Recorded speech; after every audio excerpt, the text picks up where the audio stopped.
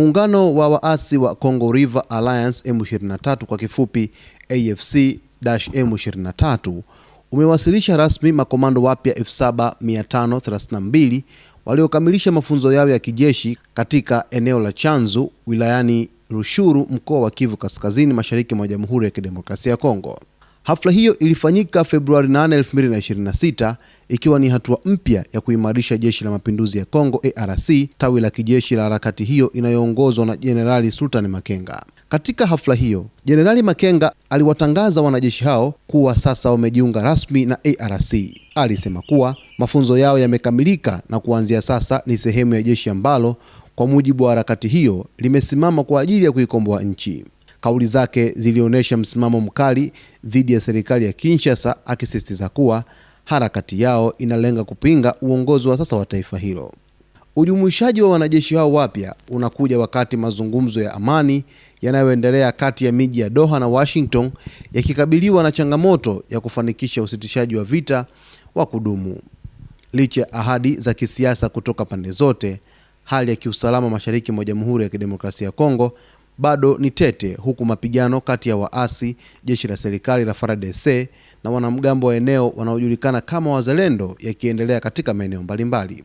Kuongezwa kwa zaidi ya wanajeshi 7500 kunaongeza uwezo wa kijeshi wa AFC M23 katika kipindi ambacho jeshi la serikali linajaribu kurejesha udhibiti wa baadhi ya maeneo ya kimkakati. Hatua hii pia inaongeza presha kwa serikali ya Kinshasa ambayo inaendelea kuwa na juhudi za kidiplomasia ya kimataifa, huku ikikabiliwa na matarajio makubwa ya wananchi wanaotaka amani na usalama wa kudumu. Wakati huo huo, hali ya kibinadamu inaendelea kuzorota. Mapigano yamesababisha maelfu ya wananchi kukimbia makazi yao, huku wakikabiliwa na changamoto za ukosefu wa chakula, huduma za msingi na usalama. Mashirika ya misaada yanaonya juu ya kuongezeka kwa mahitaji ya kibinadamu katika ukanda huo.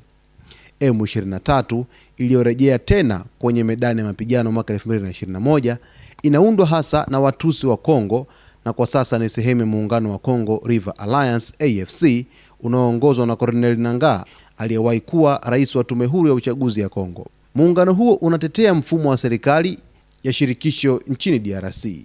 Serikali ya DRC imekuwa ikituhumu Rwanda kwa kuunga mkono M23, huku Rwanda ikiendelea kukanusha madai hayo na badala yake kuishitumu DRC pamoja na Burundi kwa kuunga mkono kundi la FDLR. Ripoti ya wataalamu wa Umoja wa Mataifa ya mwaka 2025 ilieleza kuwepo kwa wanajeshi wa Rwanda kati ya 5,000 hadi 7,000 wakishirikiana na M23, jambo ambalo limeongeza mvutano wa kidiplomasia katika ukanda huo.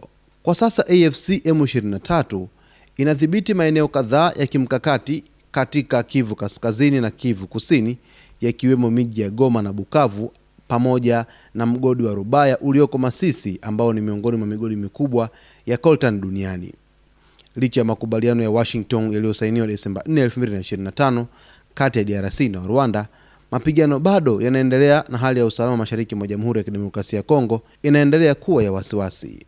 Kuingizwa kwa wanajeshi 7532 katika jeshi la muungano wa waasi wa Congo River Alliance M23 kunaongeza wasiwasi mkubwa katika maeneo ambayo yamekuwa na mfululizo wa migogoro katika mashariki mwa Jamhuri ya Kidemokrasia ya Kongo, ambapo mapigano yamekuwa kiripotiwa kadha wa kadha katika maeneo hayo, huku raia wakizidi kuyakimbia makazi yao, wengine wakipoteza maisha, lakini miji ikizidi kutekwa siku hadi siku zinavyozidi kuendelea katika mashariki mwa Jamhuri ya Kidemokrasia ya Kongo, ambapo muungano huo unaongozwa na Sultani Makenga ambaye ni mkuu wa waasi wa M23 nchini Jamhuri ya Kidemokrasia ya Kongo.